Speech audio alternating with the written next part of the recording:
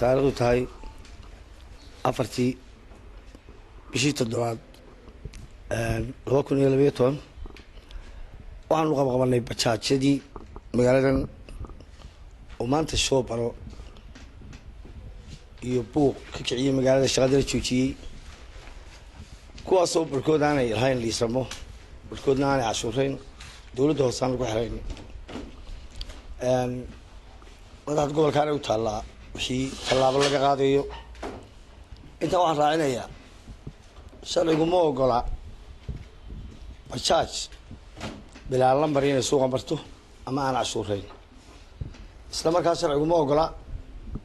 darawal bajaaj wada iyo mid gaari kala wada oo bilaa liisana raallina ka noqon mayno inaanu ku aragno darawal bilaa liisana oo magaalada baro dhex maraya ama gaari ku wada waanu qabqabanay darawalin badan oo bilaa liisanaa waxaanu xidhxidhnay iyo waxaanu garaxnayba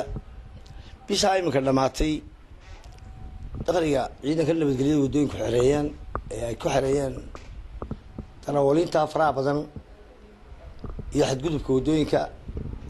wuxuu dhamaa 10,153,000 oo Somaliland shilin yani dowladda soo xereeyay sidoo kale waxaanu xereynay dakhli badan oo ah darawalin badan waanu ku khasabnay inay qaataan liisanka sharciga iyo wasaaradda maaliyadda gaar ahaan xafiiska cashuuraha beriga halkaana dakhli badan baa ka soo xeray haddaba waxaanu ka codsanaynaa dadweynaha inay nala shaqeeyaan gacanna nagu siiyaan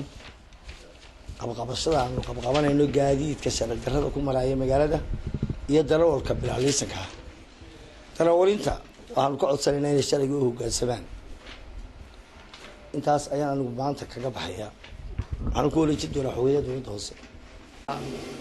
magaalada ka dhacay rabshada ay sameeyeen qoladan bajaajta amba tigta qolada loo yaqaano darawalintoodu iyagoo ku xadgudbay qoladii basrayaasha istaanadoodii kadib la dagaalamay waan soo xidhxidhnay waa la ganaaxay markaa waxaan u sheegaynaa dadkan tigaha ama bajaajta wata dadkii mulkiilaha ahaa ee lahaa tigta qolada ay soo dhiibayaan maaha dad mas-uula maalin walba shil baa ka dhaca gobolka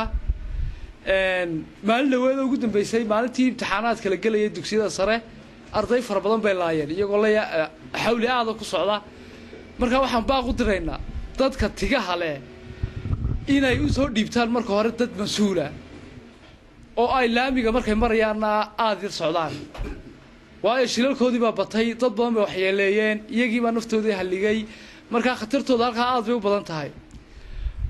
ta labaad darawaliinta loo dhiibaya waa inay mas-uul noqotaa oo liisankii haystaa marka yaan lagu arkin taliyaha traafikada waa kiimika sheegayey qof bilaa liisana oo tig wata haddii la arko ganaax iyo xadhig baa la ysku daraya taa taliyaha inoo sheegay mar dhaweyd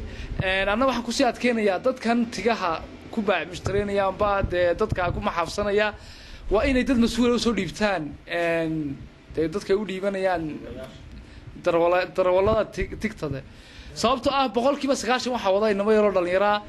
sida gawaadhida caadiga ahaa bay u kaxaynayaan wuxuuna 3 taayir bay leedahay haddii xoog loo wado ay goolad soo gasho markiiba way israacaysaa way dhacaysaa markaa waxaan u sheegayaa yaan loo dhiibin darawal bilaa liisana ha loo dhiibo darawaliinta liisanka leh ee mas-uulka ah oo markaa waxaa haddii taasu dhacdo dad mas-uul loo dhiibo khatarta tiguhu way yaraanaysaa iminkana si aaday ugu soo bateen magaalada markaa qoladan kale ay haystaanna istaamada isku haystaanna go-aan ayaan ka soo saaraynaa qolo walba waan kala xadeynaa halkay ka raranayaan iyo halkay dhiganayaan markaa bulshada waxaan leeyahay qoladaa tiguhu ha badbaadiyaan oo ka daayaan khatarta ay ku hayaan iyo shoobarada ay maalin walba magaalada ku hayaan waa inay joojiyaan yareeyaan ya mulkiilayaashana waxaan ka codsanayaa kuwan tigaha iyo bajaajta leh waa inay sida ugu dhaqsaha badan leh u yimaadaan dowladda hoose si aan uga wada hadalno hawsha iyo khatarta ay ku sugan yihiin bajaajtu. Assalaamu calaykum waraxmatullahi wabarakaatuh.